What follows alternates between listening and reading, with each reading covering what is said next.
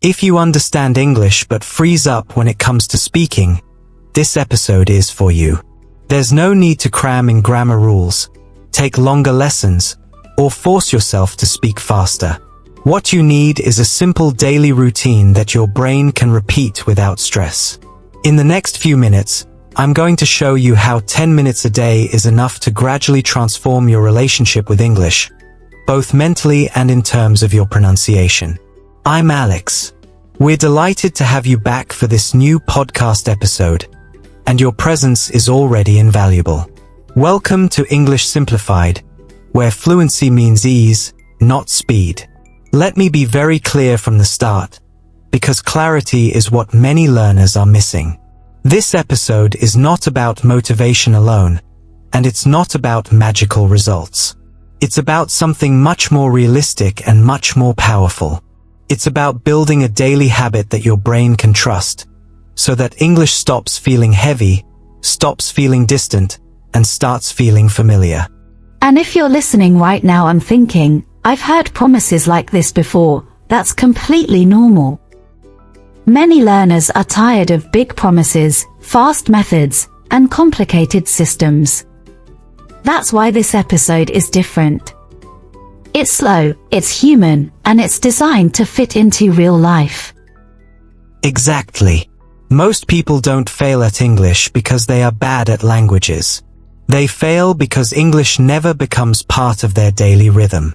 It stays something external, something serious, something you should do, instead of something you gently live with. I want to start with a simple truth that many people don't like to hear, but that changes everything once you accept it. Language learning is not built through long, intense sessions that happen once in a while. It's built through small, regular contact that happens every day. Your brain doesn't need pressure. Your brain needs consistency. This is why 10 minutes matter.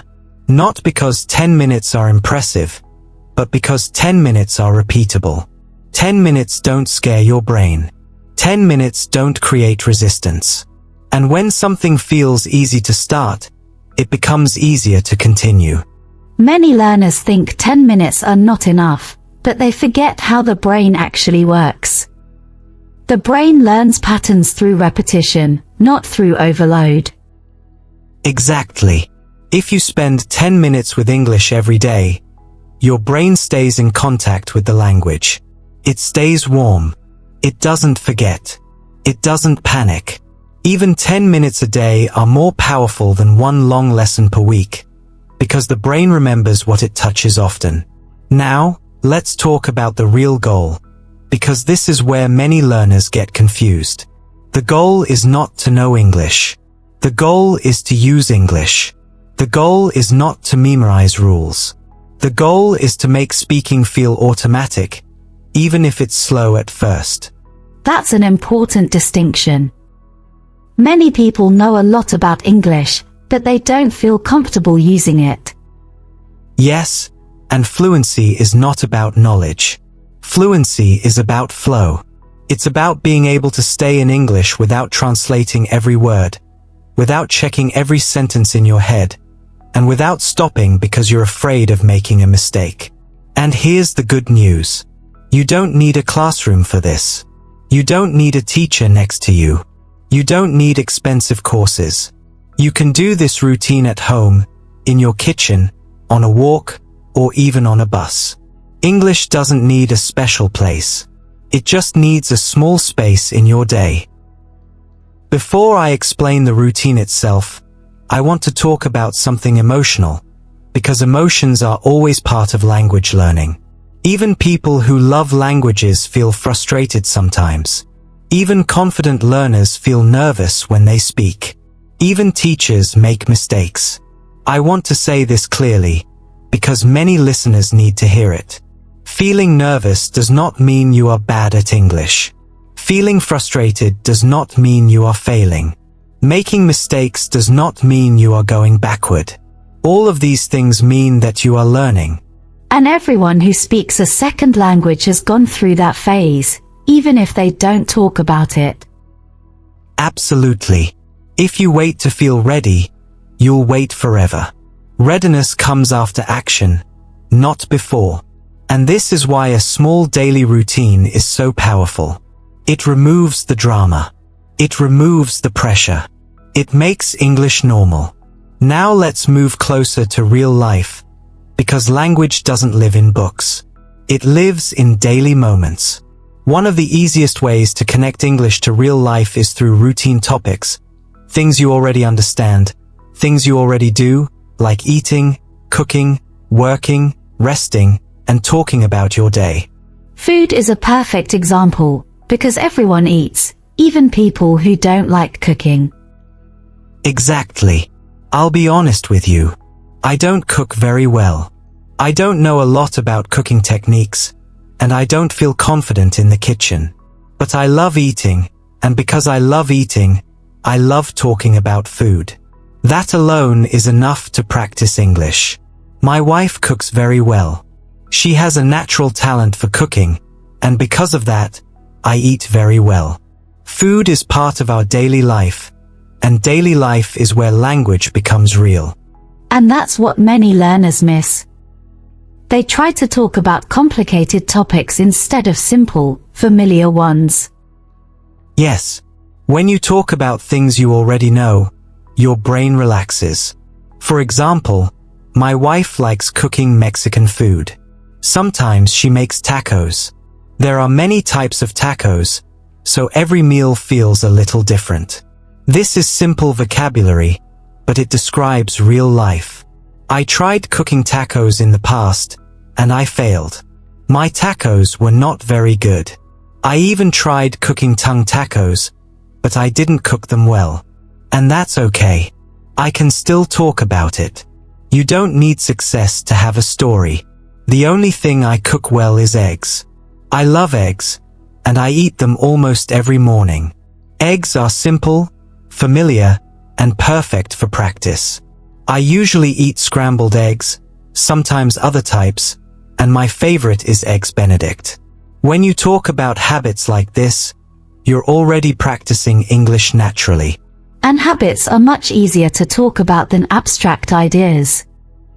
Exactly.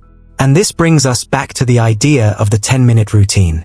This routine is not about studying English. It's about living small moments in English every day until the language stops feeling foreign. So now that you understand the philosophy, the reason, and the emotional side of this practice, we're ready to look at the structure itself. I'm going to break these 10 minutes into simple steps that you can repeat every day without thinking too much. In the next part of this episode, we'll go step by step through this routine. We'll talk about listening, speaking, personalizing, free speaking, and reflecting, and I'll show you how each step works together to build comfort, not pressure. And remember, you don't need to be perfect. You just need to begin. Exactly. Stay with us. We're just getting started.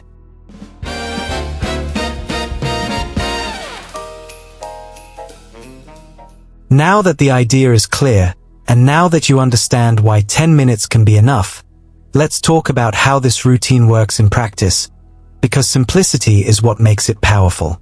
This is not a rigid system. It's a flexible structure that you can adapt to your life, your energy, and your level, while keeping the same core every day. We'll start with the first 2 minutes, which are dedicated to listening. Listening is where everything begins, because before you speak comfortably, your brain needs to hear English in a calm and familiar way. For these 2 minutes, choose something simple. It can be a short podcast, a short video, or even a short dialogue. The most important rule is this: you should understand most of it. Not everything, but most of it. Many learners think listening means understanding every word, but that's not true. Listening is about recognizing patterns and sounds. Exactly. During these 2 minutes, don't translate. Don't analyze. Just listen. Pay attention to the rhythm, the pauses, and the way words connect. This trains your ear and prepares your brain for speaking. And here's an important tip: use the same short audio for 1 week. Repetition builds comfort much faster than constantly changing material. After listening, we move to the second step, which is speaking out loud, again for 2 minutes. This step is essential, because speaking is not only mental. It's physical. Your mouth, your tongue, and your breathing all need practice. Choose a few sentences from what you just listened to, and say them out loud. Copy the pronunciation, the speed, and the melody as much as you can. It may feel uncomfortable at first, especially if you're alone, but this discomfort is temporary. Every time you speak out loud, you are teaching your body how English feels. And remember, this is not about sounding perfect. It's about repetition. Fluency grows from repetition, not perfection. And even 2 minutes of speaking every day can make a big difference over time. Yes, because consistency changes the brain. Now let's move to the third step, which is personalization. This is where English becomes yours. Take what you just practiced and change it to fit your own life. If the audio said, "I wake up early," you can say, "I wake up at 7," or "I don't wake up early on weekends." These small changes are powerful because they connect English to your reality. Personalization turns passive knowledge into active ability. It helps you remember words and phrases because they now belong to your life, not to a textbook. And this brings us to the fourth step, which is free speaking. For these 2 minutes, speak freely without reading or copying anything. Talk about your day. Describe what you see around you. Explain what you plan to do tomorrow. The topic doesn't matter. What matters is that you keep speaking, even if it's slow, even if you repeat yourself. The goal is flow, not speed. Many learners stop when they don't know a word, but this step teaches you to keep going. Exactly. When you speak freely, you train your brain to think and speak at the same time. At first, it may feel difficult, but over time, your pauses become shorter, your sentences become smoother, and your confidence grows naturally. Finally, we arrive at the last step, which is reflection. For the last 2 minutes, think about what felt easy and what felt difficult. Which phrases came naturally? Which words were hard to say? You don't need to write anything down. Just notice. This reflection helps your brain organize what it learned and prepares it for the next day.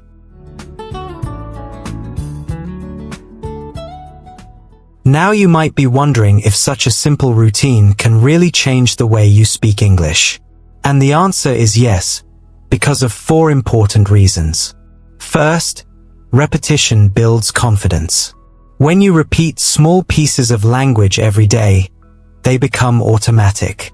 Second, consistency builds memory. Your brain remembers better when practice is regular.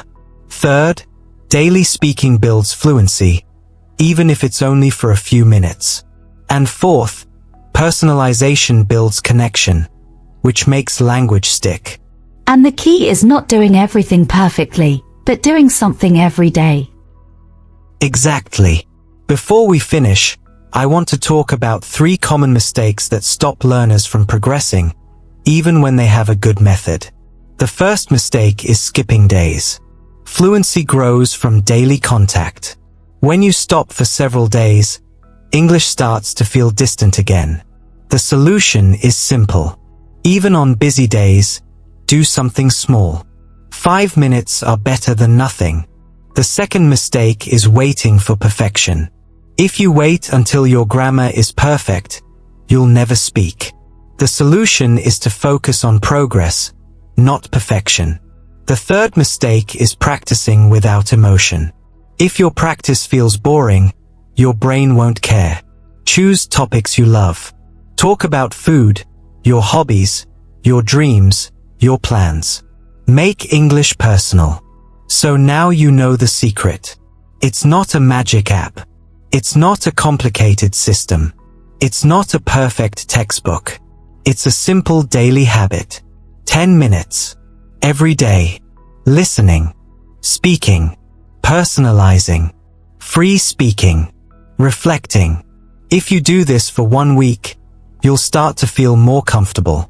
If you do it for 1 month, other people will notice the difference.